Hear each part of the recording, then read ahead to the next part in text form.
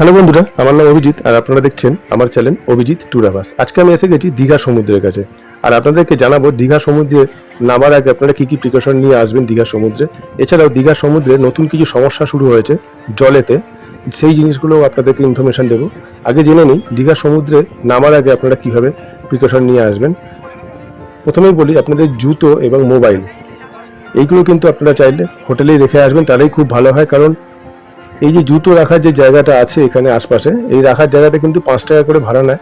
এছাড়াও আপনাদের যে জুতোগুলো কখন যে কাউন্টার চেঞ্জ হয়ে যাবে তার কোনো ঠিকানা নেই, কারণ উনি যেই ভদ্রমহিলা বা ভদ্রলোক রাখছে জুতোটা সে তো জেনে বসে নেই যে কোন টাকার জুতো। তাই যে যখন আগে আসছে সে তার জুতো নিজের মতো পরে চলে যাচ্ছে এখান থেকে।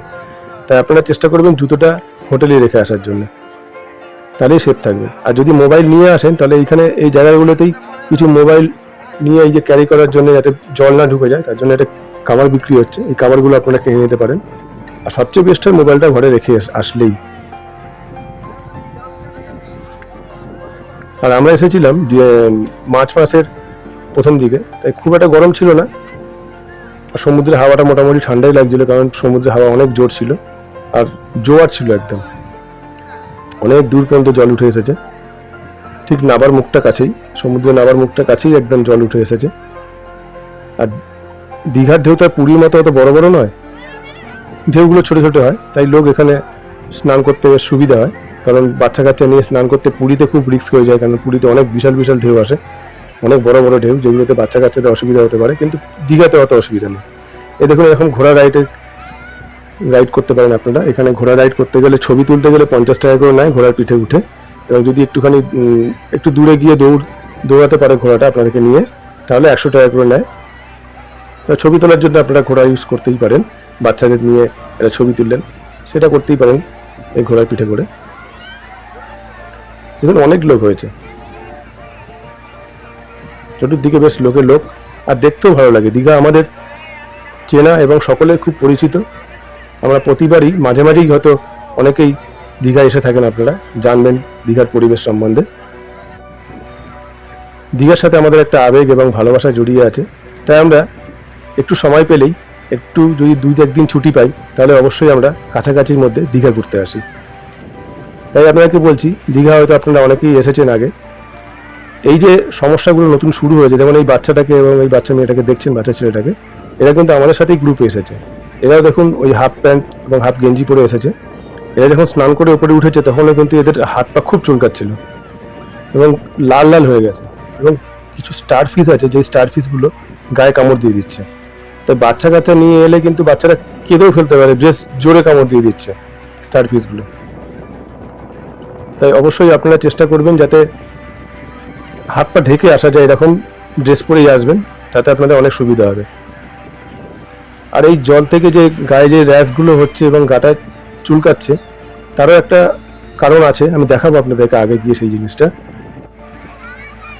তবে আপনারা দীঘা এসেছেন আর শুধু সমুদ্রে স্নান করে যাবেন সেটা করলে হয় না, এই বোটেও কিন্তু অবশ্যই আপনারা উঠবেন। এই বোটে মাথা পিছু ভাড়া 100 টাকা করে নেয়, তবে ওরা একটু দাম বাড়িয়ে বলে 150 টাকা করে। আপনারা কিন্তু অবশ্যই বার্গেনিং করে নেবেন, কারণ 100 টাকা করেই মাথা পিছু নেওয়া হচ্ছে। তবে আপনারা যদি পারেন যে একটা গ্রুপে যদি 10-12 জন হয় তাহলে খুব সুবিধা হয়, তাহলে একটা বোট আপনাদেরই হয়ে যাবে, নাহলে দুটো গ্রুপের জন্য অপেক্ষা করতে হবে। যাতে 10-12 জন মোটামুটি হয়। ওই যে ছাতা নিয়ে চেয়ার নিয়ে বসে আছে যে ভদ্রলোক দুটো, ওখানে টিকিটটা কেটে নিতে হবে আপনাদেরকে। আর টিকিট কেটে এরকম লাইফ জ্যাকেট পরিয়ে দেওয়া হয়, পরিয়ে দিয়ে আপনারা এই যেতে 1 কিলোমিটার, আসতে 1 কিলোমিটার, মোটামুটি 2 কিলোমিটার জার্নি আছে সমুদ্রের। এই পার থেকে সমুদ্রের মাঝামাঝি তো বলা যায় না, বেশ 1 কিলোমিটার দূরত্বে যেতে পারবেন আপনারা। দেখুন একটা স্পিড বোট আসছে ডান দিক দিয়ে, অনেক লোক নিয়ে।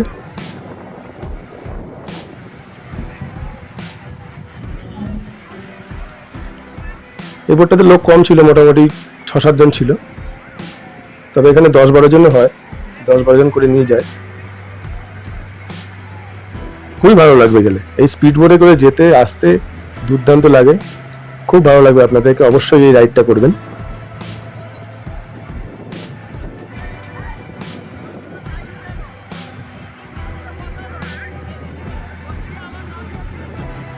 আর দীঘার জলটা নোংরা কেন হয়ে যাচ্ছে এবং জলে কেন গন্ধ ছাড়ছে, দেখুন আপনাদেরকে দেখাচ্ছি ভিডিওটা। এই যে অর্পণ হাত দিয়ে টাটা করছে আমাকে। দেখুন ঠিক ঢেউ সাগরে ঢোকার মুখেই এরকম একটা খাল এসেছে, যেটা দীঘার হোটেলের ওদিক থেকে মাঝামাঝি থেকে এসেছে। তো সমস্ত হোটেলের নোংরা জল, আমার তো মনে হয় সমস্ত হোটেলের নোংরা জল এই জায়গাটা দিয়েই গিয়ে সমুদ্রে মিশছে। আর এই জায়গাটা আপনি দাঁড়াতে পারবেন না, এত পরিমাণে গন্ধ আছে জলেতে। ঠিক ঢেউ সাগরে ঢোকার মুখেই সমুদ্রের ধার দিয়ে যে ঢেউ সাগরে ঢোকার গেটটা আছে, সেই গেটের একদম আগেই হচ্ছে এই জল বেরোবার জায়গাটা করা হয়েছে, যেটা গিয়ে সমুদ্রে মিশছে। আর এগুলো করতেই হয়, কারণ আমরা কলকাতা এবং হাওড়া হুগলি জেলার যত নোংরা জল এসে গঙ্গাতেই পড়ে, কিছু করার নেই, ফেলতেই হয়। কিন্তু তবু আপনারা আপনাদের মতো প্রিকশন নিয়ে আসবেন, যাতে আপনাদের গা হাত পা না চুলকায় এবং স্টারফিশ না কামড়ে দেয় আপনাদের বাচ্চাদেরকে বা আপনাদেরকে। এরকমই সুন্দর সুন্দর ইনফরমেশন ভিডিও দেখার জন্য আমার চ্যানেলটাকে সাবস্ক্রাইব করে দেবেন। আর ভিডিওটা ভালো লাগলে লাইক করতে ভুলবেন না। আবার দেখা হবে অন্য কোনো এক ভিডিওতে। আজকের মতো টাটা, বাই বাই, আলবিদা।